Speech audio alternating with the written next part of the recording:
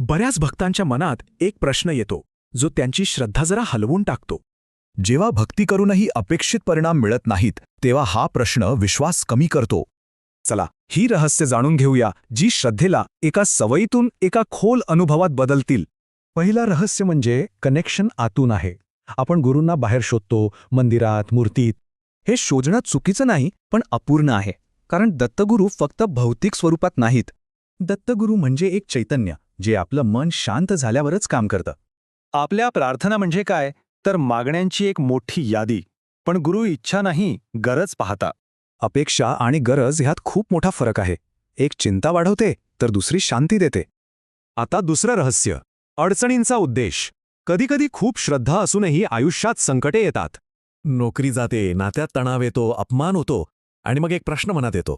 मी तर दत्तभक्त आहे, मग माझ्याच बाबतीत असं का? असं वाटणं साहजिक आहे. पण यामागे एक उद्देश आहे. जे आपल्याला अपयश वाटतं ती खरं तर बदलाची सुरुवात असते. गुरु शिक्षा नाही, तयारी करून घेतात. गुरुकृपा म्हणजे नेहमी सुखच असेल असं नाही. कधीकधी ती अस्वस्थतेतूनही येते, पण दिशा योग्यच असते. आणि तिसरं रहस्य, अंतर्मनातील गुरु. अनेकांना वाटतं की संकेत मिळत नाहीत, पण मार्गदर्शन तर सतत सुरू असतं. आपण बाह्य चमत्कारांची वाट पाहतो, पण गुरु आतून विवेक आणि निर्णयशक्ती देतात.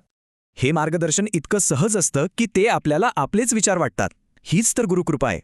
ही 3 रहस्य कळली की श्रद्धेची व्याख्याच बदलते आणि मग आयुष्याकडे बघण्याचा दृष्टिकोनही बदलतो. मग हे माझ्यासोबतच का झालं हा प्रश्न बदलून यातून काय शिकायचं आहे असा होतो. इथेच श्रद्धा वाढते. खरी श्रद्धा म्हणजे एक शांत भावना की जे होतंय त्याला अर्थ आहे आणि कोणीतरी सोबत आहे. श्रद्धा म्हणजे आरामात जगण्याची हमी नाही, तर अर्थपूर्ण जगण्याची हमी आहे. जेव्हा वाटतं की काहीच कळत नाही पण विश्वास आहे, तेव्हाच गुरुतत्व सर्वात जवळ असतं. समर्पण महत्वाचं. ही समज बाहेरून काही बदलणार नाही, पण आतून सगळं काही बदलून टाकेल. एक अशी अवस्था जी शांत आहे, स्थिर आहे आणि श्रद्धेने पूर्ण भरलेली आहे.